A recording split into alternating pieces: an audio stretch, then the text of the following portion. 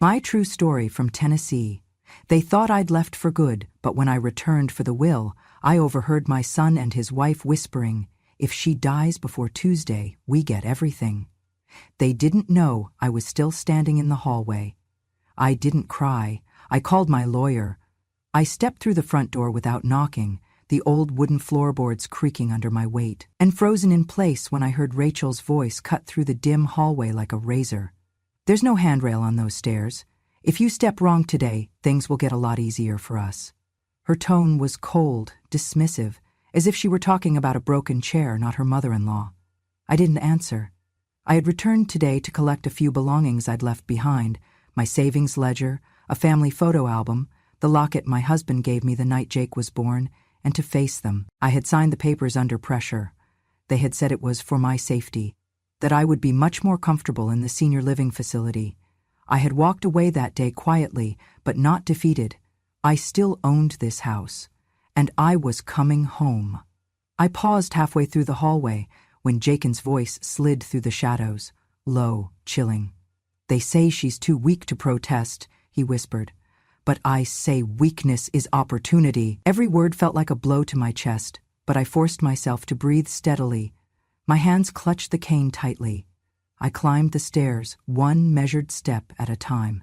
Each creak beneath my foot echoed hatred and resolve. My breath quickened, even as rage fertilizer my calm. I reached the fourth step and heard her again, Rachel sharpening the knife with her words. "If she dies before Tuesday, probate will go through cleanly. No red flags." Yakin's quiet laugh followed. "Clean and fast. House, lake property, investments, ours." The clink of their wine glasses cut through the silence. They celebrated my end like it was a cliché they'd rehearsed. I stood motionless at the top of the stairs. Their voices carried clearly into the living room. As I watched them from the archway, Jaken leaned back in the velvet armchair, Rachel perched on the couch with her glass raised. My reflection shimmered faintly in the chandelier light above them. The air smelled of polish and lies. Behind me, the hallway was dark and cold, a reminder of everything I had endured. Days of gentle coercion, evenings coerced into silence, moments when I doubted my own strength. But now I was here. Now I knew I held the upper hand. I reached into my coat pocket, my fingers brushing a small recorder. I had hidden it before I left the nursing home, expecting I might need proof of their betrayal. I pressed play. Their words returned, amplified in the hush of the house. "The stairs, weakness, before Tuesday, clean." Each phrase a confession, a vow. Rachel stiffened. Jaken's glass clattered onto a side table. Their heads snapped toward the stairs. Their triumphant expressions vanished, replaced with shock, then fear. I descended another slow step, the recorder dangling between us like a detonator. "I didn't fall for your story," I said softly. My voice was low, calm, but carried all the force of every lonely night they had forced me into silence. "I'm still standing here. I called my lawyer from the car. He's on his way." Their faces turned ashen. I took 2 more steps. The recorder beeped its red light at me. My heart hammered, but my voice remained steady. "I know what you planned." I turned the recorder slightly so its light caught Rachel's eye. "I want my things. I want out. And I want you to know that no one is above the law." Rachel blinked, unable to speak. Jaken's jaw tightened, his hands shaking. I didn't say another word. I turned and walked back the way I had come. Their silent shock followed me. I passed the stairs again, pausing at the landing to look down at them. Their eyes were fixed on me, cheated, humiliated, exposed. I held their gaze. Then I walked out. They thought the stairs would be the end for me. They were wrong. Let them live with today's silence. Let them remember my footsteps. Let them wonder what came next. I made the call before I even reached the porch. My lawyer answered on the first ring. I gave him the only instruction that mattered. I want to put everything in a trust, irrevocable, airtight, and effective immediately. No emotion, no explanation, just action. By sundown that day, the legal gears had turned. My assets, savings, properties, everything I had ever earned were no longer in my name. They now lived under a protective shell built on foresight and betrayal. But legal strategy alone would not save me. I needed proof, undeniable, raw, documented. That night, I returned to the house. I parked 2 streets away. My heart thudded so loud I thought it might echo down the quiet neighborhood. In my coat pocket, wrapped in an old handkerchief, was the smallest camera money could buy. It looked like a button. I had learned more about surveillance in 1 week than most people learn in a lifetime. I slipped into the backyard. The wind smelled like mulch and malice. I crouched near the orchid pot by the window. That orchid had bloomed every year since my husband planted it. It was the only thing in that home that never lied to me. My fingers trembled as I unwrapped the camera and secured it to the stem. A red dot blinked once, then settled. A red dot blinked once, then settled. I had audio, I had video, and I had a reason. Inside, I heard Rachel's voice drift from the kitchen. "You think the old witch suspects anything?" Her tone was sharp, casual, as if she were talking about a stain on the rug. "She probably forgot what day it is," Jakin responded with a snort. "She always clung to that stupid rose bush like it was her will to live. Well, now it can bloom at her funeral." I clenched my teeth, breathed in through my nose. Then I moved. I slipped through the back door like I had 1,000 times before. The house looked the same, but colder, like it knew it no longer belonged to me. I passed the hall mirror. My reflection stared back at me, with a mix of sadness and steel. I walked into the living room, paused at the mantel, and gently removed their wedding photo from the frame. I taped another camera behind the frame, careful not to disturb the dust pattern. Upstairs, I placed one more device, just beneath the vent in the hallway outside their bedroom. I would know what they whispered when they thought the world was asleep. When I was done, I walked outside and stood beneath the porch light for a moment. My body shook, not from fear, but from the release of something I had held too long. I was not a victim. I was the architect of my own revenge. The next morning, I met with my lawyer again. He looked at me like he had seen a ghost dressed in silk. "Are you sure you want to go through with this?" he asked. "Once we move the assets, there's no undoing it." I smiled. "That's the point." We finalized the documents. Everything was now in a charitable trust called Rose's Hope. The name was mine, but the mission was for every woman who had been dismissed, diminished, or nearly erased by those they raised. In the days that followed, I began to read. I studied elder law, guardianship clauses, power of attorney. I signed up for swimming lessons at the local YMCA. I walked every morning, ate blueberries, memorized poems. They had said I was weak, so I got stronger.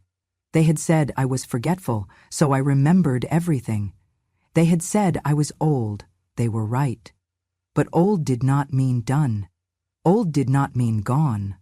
Old meant I had survived, and I had the receipts to prove it. Rachel's insurance fraud? I found the file. Her mother's account had been drained shortly after a suspicious fall at the clinic. The documents were buried deep in a folder titled Miscellaneous. It was neither misfiled nor misunderstood. It was deliberate. Jakin's manipulation of my bank accounts? I found the forged signature, my name, twisted and shaky, on a check dated the week I had my cataract surgery. I never signed that check, but he did. That night, I sat in my new apartment, sipping chamomile tea, watching the camera feeds flicker on my laptop. I watched them toast again. I watched them laugh. I watched them search the drawers for my jewelry, my documents, my obituary that had yet to be written. And I said to the screen quietly, "You think I am blind, but I see. You think I am deaf, but I hear. And this time, I am recording everything." I arrived at the house just as the sun dipped below the rooftops, painting long orange shadows across the front porch. The reconciliation birthday party had been pitched as a celebration of life, a moment to heal old wounds, to show gratitude for the years I had lived and loved. Close cousins, old neighbors, even my high school friends stood in clusters on the manicured lawn, champagne flutes in hand, lighting candles that flickered like hopeful beacons ahead of the night. My heart ached with how far I had traveled from trusting gentle words to knowing they meant something darker. They ushered me toward the Rose Arch, where a banner read, "Happy Birthday, Mom." I felt their smiles, tightly wound like rubber bands on the brink of snapping. Rachel draped an arm around my shoulders, her hand light, trembling, nervous as a surgeon's blade. "We're so glad you came," she told me. My voice stayed steady. "It's only right I join you tonight." I drank in the faces, my niece's bright grin, my nephew's respectful nod, the furrowed crowds who barely recognized the smiling matron their mother had forced away. The candles glowed until dusk fell. A small cake bearing my name was wheeled from the kitchen. The murmurs turned into polite applause. I sank into my chair, draped my shawl, and offered soft thanks. Inside my pocket, my phone buzzed, my lawyer confirming he had the files ready. The tension beneath my skin steadied. Now. They lined up to speak. Aunt Marjorie gave a toast to health and unity. Uncle Frank offered condolences for my rough few months. Their words came off rehearsed. I realized they believed the press releases the lie that I had left voluntarily. I didn't say anything. Then came the moment I had been both dreading and crafting. To speak. I stood and asked everyone to listen. The chatter dimmed into a hush. I held out my phone and hit play. At first, nothing. A soft hum of the amp, murmurs over glasses. Then their voices poked through. Jakin's low confidence, Rachel's cruel whispers, the toast to my early death. The words in that audio filled the silent lawn like an icy wave. A slow ripple moved through the crowd, shifting expressions from confusion to shock to betrayal. I closed my eyes for a moment, tasting victory and sorrow. My voice came soft, but every word cut deep. "These are the words you spoke when you thought I was far away. You toasted to my death, not because you were sad." I heard celebration. The silence under the stars felt so thick it might suffocate them. Rachel's hand flew to her mouth, her eyes wide with regret. Jakin stood rigid, jaw clenched, turning pale under the garden lights. My family blinked at the screen. Some covered their mouths, others stared at me like a stranger who had murdered the memory of their family matriarch. The host, my daughter's old friend, reluctant but loyal, stepped forward, face glistening. I could see the questions in his eyes. Was it true? The recorder spun its loop of damning truth again. I watched each reaction: grief, guilt, disbelief, shame. And then I spoke again. "I never wanted this. I came back to be your mother, not your enemy. But I will not be killed twice, once by age and once by your hands." Their silence said more than any apology could. I felt tears burn behind my eyes, not sorrow for them, but for what they lost, for what I could not reclaim. Their betrayal was naked, my resolve was bright. I pressed stop.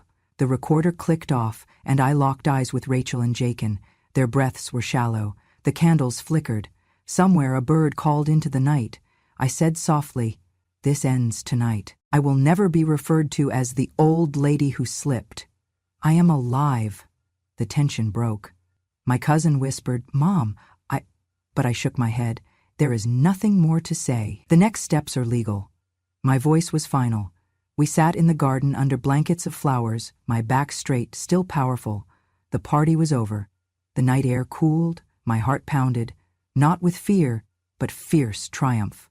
I had not yelled. I had not attacked. I had revealed the truth, and the truth had stood like an avalanche, irreversible. Their disgrace was complete. My vindication was silent but unmistakable. And so, under the watchful eyes of my wounded but unwavering family, I took my first steps toward freedom once more. The morning after the birthday debacle brought cold clarity. At sunrise, 2 uniformed sheriffs appeared at my front door, and behind them stood my lawyer, silent but determined. My living room felt hollow as they took seats just as we had left them, velvet cushions still bearing faint stains of celebration and betrayal. The lawyer cleared his throat, and one of the officers leaned forward, a gentle yet unwavering presence. "Mrs. Thompson, we're here to take statements and review evidence," he said. My heart thudded, but not with fear. This was what I had set in motion. I nodded once and signaled the lawyer. Afterward, I handed over the recorder. They listened again to Rachel's voice toasting my death, and Jakin's cold, equal nod. We replayed the holiday conspiracies, the mention of medication, clean probate, and Tuesday's timeline. My hands remained steady. Then came the footage. I directed them to the orchid camera, where the video revealed Rachel rifling through pill bottles in my medicine cabinet late at night. Her silhouette was clear enough, fumbling with bottles, inspecting labels. The detective took note, jotting quietly in his notebook. "We'll need to confirm if any sedatives were accessed," he said. I nodded, hands clasped over my heart, steady and calm. Next, I brought out the bedroom hallway feed. There, under the vent, hidden and dim, I watched them, late one evening, whispering again of scheduling and liquid doses. The lawyer stepped forward, papers in hand, the new trust documentation. Each property, each bank account, each asset had been transferred into an irrevocable trust under the name Rose's Hope. He explained clearly to the officers, "Nothing can be reversed. This is airtight." The trust document was signed, notarized, and legally sound. The trust designation named me as the only beneficiary and trustee, giving me complete legal authority over my estate. The officer nodded respectfully toward me and cleared his throat. "Mrs. Thompson, this helps confirm that no financial motive remains now. But the recordings suggest intent.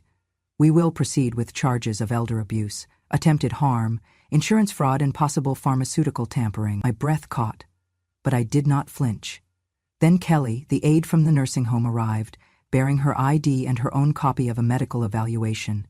She told the detectives how Rachel had pressed her to sign an updated medical form, asserting I was incompetent, citing unspecified memory issues and increased fall risk. Kelly looked shaken. Her voice wavered as she described choking back tears before forging her signature. The prosecuting officer asked her to identify the handwriting and sign again. She did, and the officer placed the paper in evidence. My lawyer slid me a glass of water. I took a steady sip. The detective looked at me kindly. "Mrs. Thompson," he addressed me, "thank you for your cooperation. We will turn all of this over to the district attorney and expect charges to be filed within the week." I exhaled slowly, relief tempered with sorrow. They had betrayed me. The law would hold them accountable. The lawyer leaned down to my ear and whispered, "You did good." I let a small smile touch my lips. The officers packed the evidence, sealing envelopes, labeling files. The visit ended, quiet, methodical, unassailable. I opened the door for them, stepping aside as they left. The lawyer lingered. He placed a hand on my shoulder. "You're safe now." I nodded. "Yes," I said softly, because I stood up. Then I closed the door and walked to the window. The house was quiet again. No celebration, no plotting, only the steady presence of light filtering onto the polished floorboards. I turned back to the living room, the scene of my birthright reclaimed. It felt mine again, and for the first time in months, I allowed myself a deep breath free of dread. The law had spoken. I had survived. And my truth, unfiltered, unwritten, unstoppable, would stand. The courtroom buzzed like a hive under pressure. Reporters' cameras lined the front row, neighbors whispered in clusters, and the Davis County flag fluttered near the judge's bench as if trembling with anticipation. I sat in the long wooden chair, cane resting against my chair leg, my posture firm and unyielding. Jacob and Rachel stood at the defendant's table, their shoulders slumped, eyes cast down, tethered by the weight of evidence that had unraveled their scheme. When the judge entered, a hush fell. My lawyer leaned in and whispered, "Stay strong. They know." I nodded once. All morning we heard testimony. Kelly from the nursing home, tearfully recalling the coerced incompetency form. The detective, sober and factual, detailing Rachel ransacking my medicine cabinet at midnight. The probate officer, confirming the trust was irrevocable. My bank statements showing forged checks. And the audio and video evidence played for the court, their voices celebrating my demise, their laughter ringing cold. When the prosecution rested, the judge cleared his throat. I felt sunlight from the high window fall on my white hair as I rose to speak. My voice rang out, steady but not harsh. "Your Honor, family should be sanctuary, not a threat," I said. My home became a crime scene. My life was dismissed as a weak old woman. I won't allow age to silence me. I turned my gaze to the front bench where Rachel and Jacob sat, their stares lowering further. They toasted to my death. They called my vulnerability an opportunity. So tonight, if they wanted me gone, they will remember how fiercely I lived. A ripple of emotion passed through the gallery. Neighbors shifted. Reporters leaned forward. My voice softened. I am not here for vengeance. I'm here for justice, not just for me, but for every elder whose life is treated like property. I lowered my eyes and sat. 2 hours later, the jury returned. Silence spread like a wave. The judge asked, "Have you reached a verdict?" The plain voice of the forewoman said, "We have, Your Honor." The judge cleared his throat again. "On the charge of elder abuse, guilty. On the charge of insurance fraud, guilty. On the charge of conspiracy to commit fraud and pharmaceutical tampering, guilty." Jacquin's head dropped further. Rachel's face paled.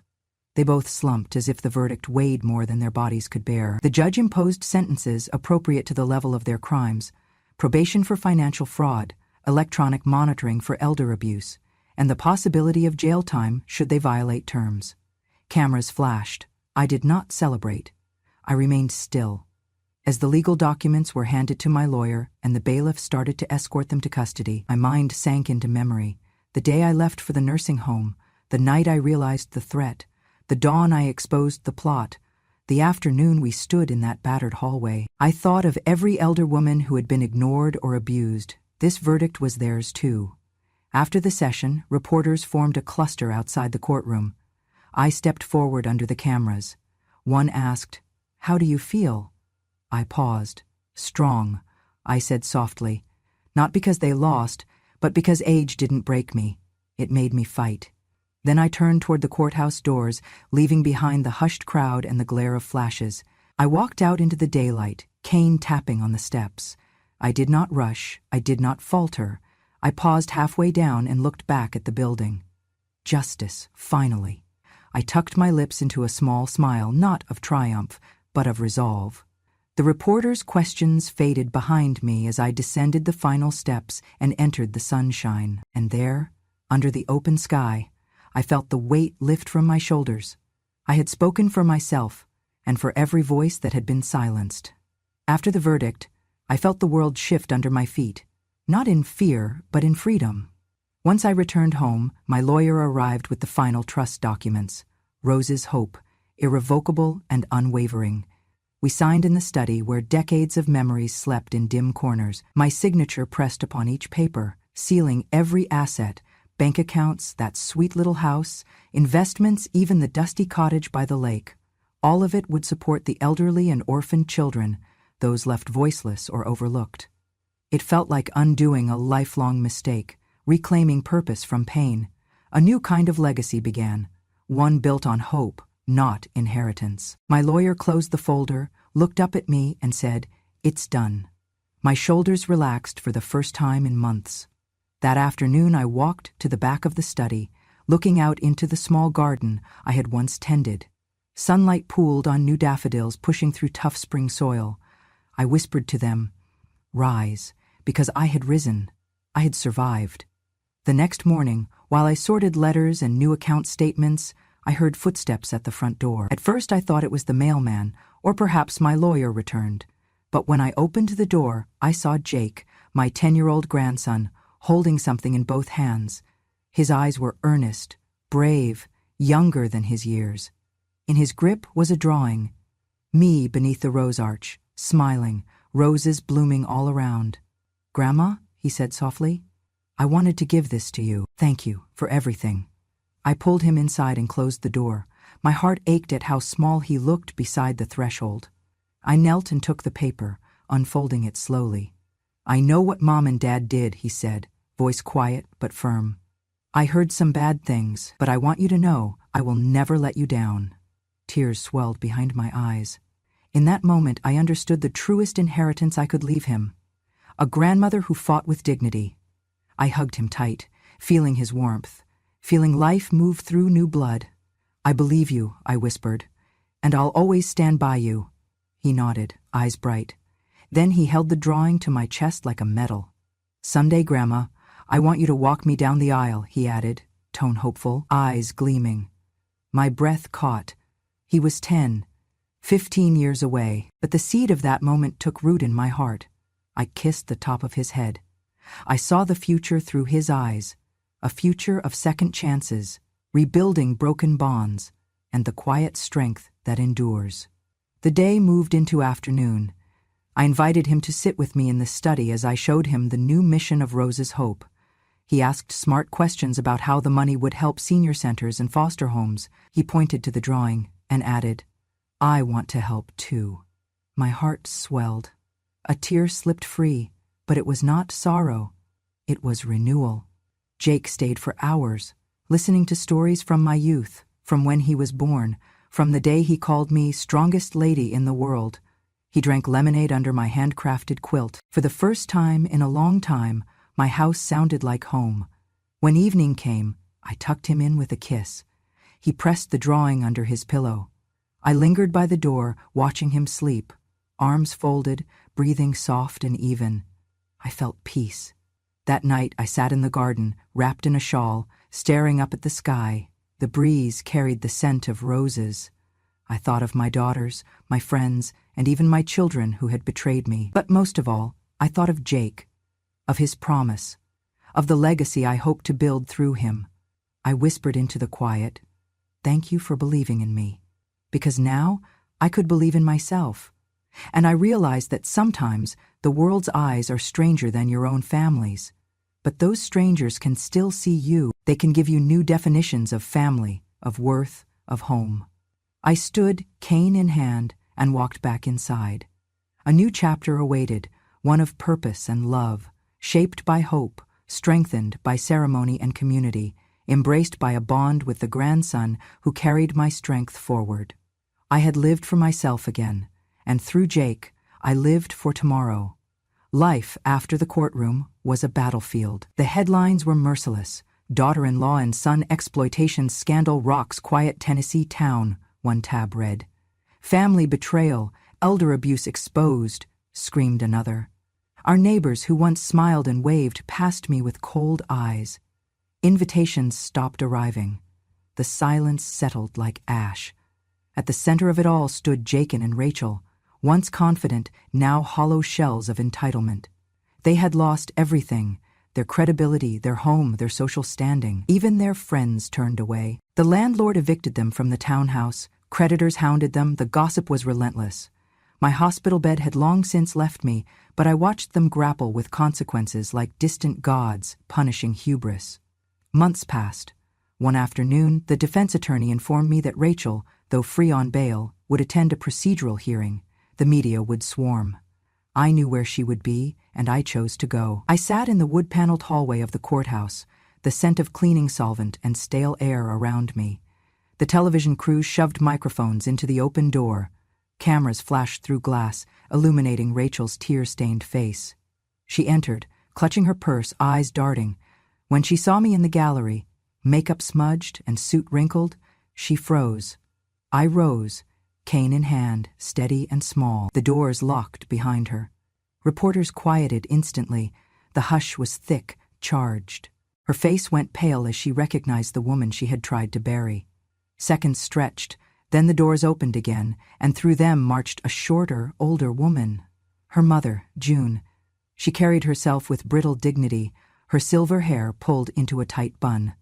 She wore no makeup, only a clean coat and a face weathered by truth. June's gaze locked on Rachel. No anger, no mercy, just heartbreak and resolve. They both approached the cameras. The reporters leaned in, sensing spectacle. June did not look left or right. She fixed her eyes on her daughter. And then she spoke, voice calm but unyielding. "You pushed your husband's mother down the stairs to inherit her will. You used pills and papers and your own child to cover your crimes. You are no longer my daughter." Rachel gasped. The courtroom air vibrated with the force of that sentence. It was the final verdict of a mother's heartbreak. Rachel's knees buckled and she slid down the wall, sobbing. Her professional lawyer stepped forward to guide her back, but she could not budge. She had lost everything. Fatherless, husbandless, motherless. The cameras caught every tremble. I watched quietly, a witness to her collapse. Not triumph, not glee. A quiet sorrow for the child she once loved, but had chosen to betray. The judge finalized paperwork, and the hearing ended without ceremony. People drifted out of the courtroom. I remained, motionless but whole. As the doors swung open, I saw June step past me, glancing once at Rachel before leaving without another word. I watched her go, feeling a pang of recognition, both of what I almost lost and of forces beyond any courtroom's reach. Parental love, the final judge, in a child's moral reckoning. Outside, the reporters swarmed me. Flashing lights followed my cane as I descended the steps. They asked, "How do you feel hearing that from her own mother?" I paused. My voice was soft but steady. It is a mother's responsibility to speak truth, even when it wounds. If her child cannot recognize the line between love and murder, that child must learn that lesson somewhere. A nod.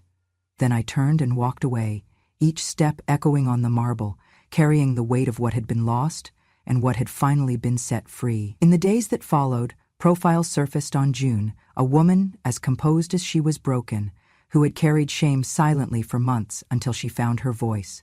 She became a symbol for parents who choose truth over blind loyalty. Our story, intertwined now, spoke of consequences beyond law, moral consequences, familial consequences, and the scars of betrayal that no verdict could erase. Yet somehow hope grew. In the small living room at my temporary apartment, Jake built a Lego castle. He asked about Rachel and Jakin. "Are they okay, Grandma?" I sighed. "They'll be fine, in time," I told him. "But they need to do the hard work of growing up.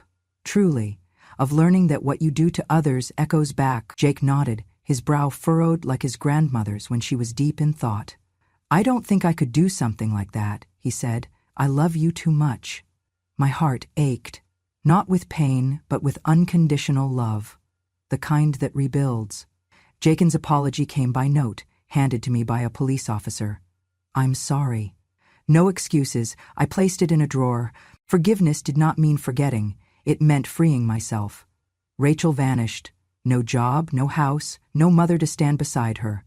I forgave in silence, for my own peace. In the park, Jake handed me his crumpled drawing.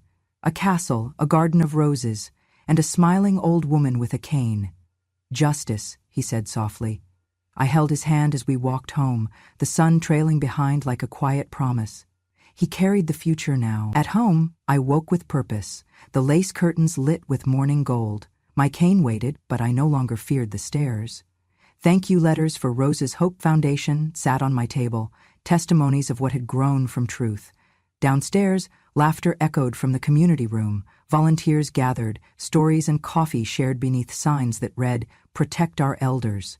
I stepped to the front. They looked at me, not as a victim, but a matriarch reborn.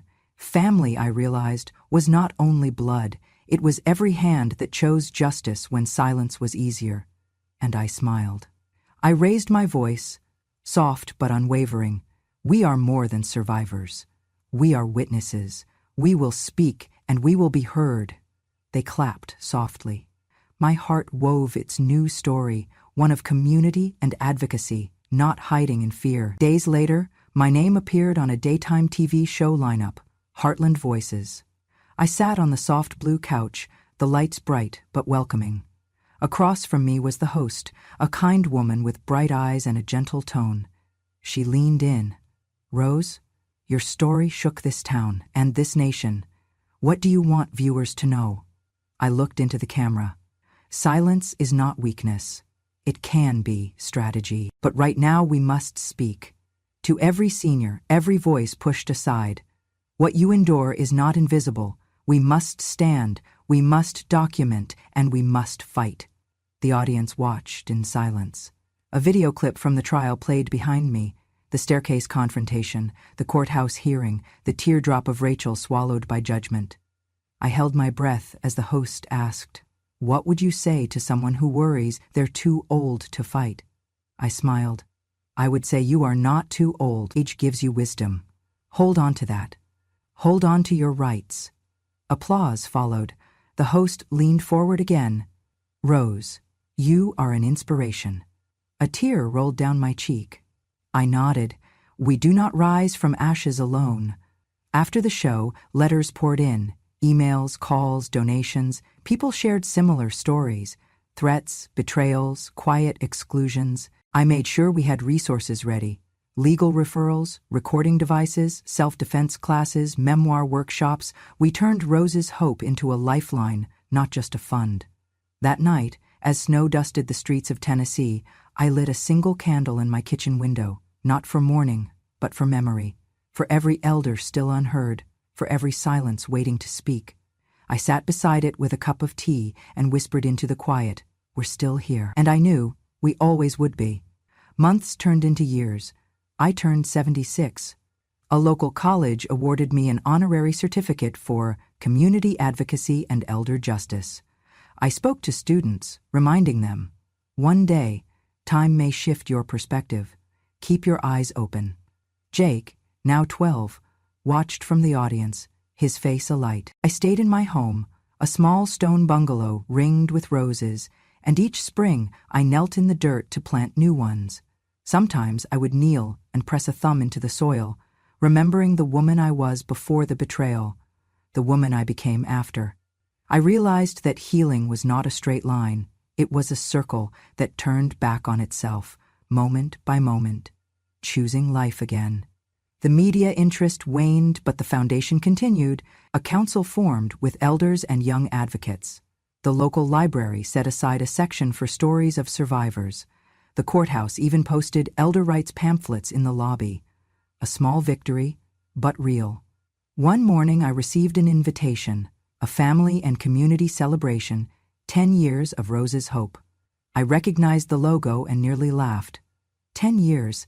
That autumn I turned 80. I wore a soft dress and pearls and walked into a hall filled with rose arrangements and balloons. Old friends, new allies, and neighbors greeted me with applause. Jake, now 15, escorted me to the stage. He wore a suit and shook hands with the mayor before reaching for me. "Grandma," he whispered, "they all came because of you." I took the mic. The room quieted. I paused, letting the moment stretch. "I am not the woman you saw once as weak," I said.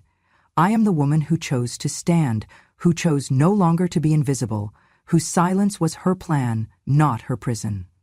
Tears glistened in the crowd. I closed with what had become my mantra: silence is not surrender, silence can be strategy. And justice may come late, but it will come if we stand together. They rose to their feet. The standing ovation echoed like rolling thunder. I felt the warmth press into my chest, not like a burden, but like belonging. That night, as I lay in my bed, I held the framed rose drawing, Jake's first $5, 0 cents gift, tucked in a simple frame. I whispered to it, "We made it." And his promise echoed back, "You believed in me, and now I believe in you." I closed my eyes, knowing battles remain, for elders everywhere, but knowing too that hope does not die as long as someone lights the way. I drifted to sleep, dreaming of rose petals and voices rising in unison, a testament to one life reclaimed and a legacy reborn from the rubble. The church bells began to chime as I stepped onto the marble floor, leaning on my cane, but walking with a purpose I had never known at 90 years old. The morning light filtered through the stained glass, painting the aisle with soft colors. A gentle rustle filled the pews as family and friends turned to watch me. Could they see my truth in my trembling hands, or the strength in my steady gaze? I held my breath when I saw him, my grandson, Jake, now 25, tall and confident. He wore a dark suit and tie, a boutonniere of white roses pinned to his lapel. His smile, warm and bright, met me at the altar. He held my arm gently, like a careful, kind companion leading me home. His bride, Liesel, glowed in ivory silk. Her hand rested on his arm. I could say her face was radiant, but it was more, full of hope, trust, a future promised.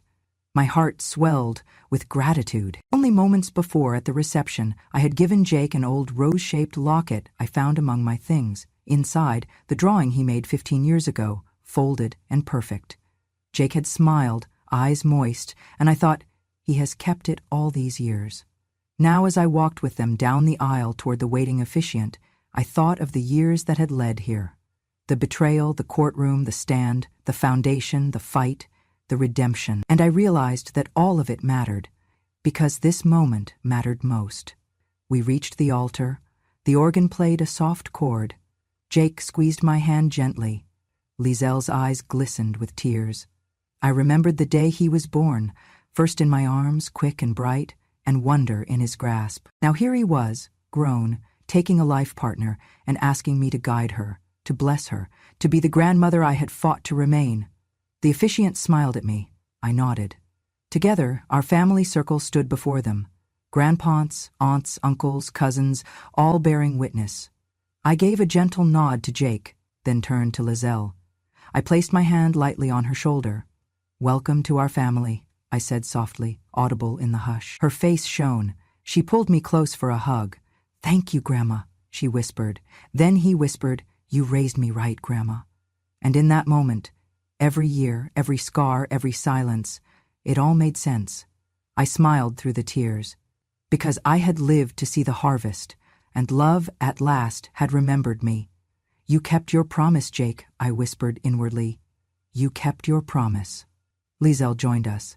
"Grandma," she said, voice warm, "we will care for you and our baby too." She gently took my hand, placing my hand on her belly with a smile, and we stood as 3 generations linked. Grandmother, grandson, wife. The photographer snapped a photo of us, arms linked, roses at our feet. Smiles gentle, and truth settled in our bones.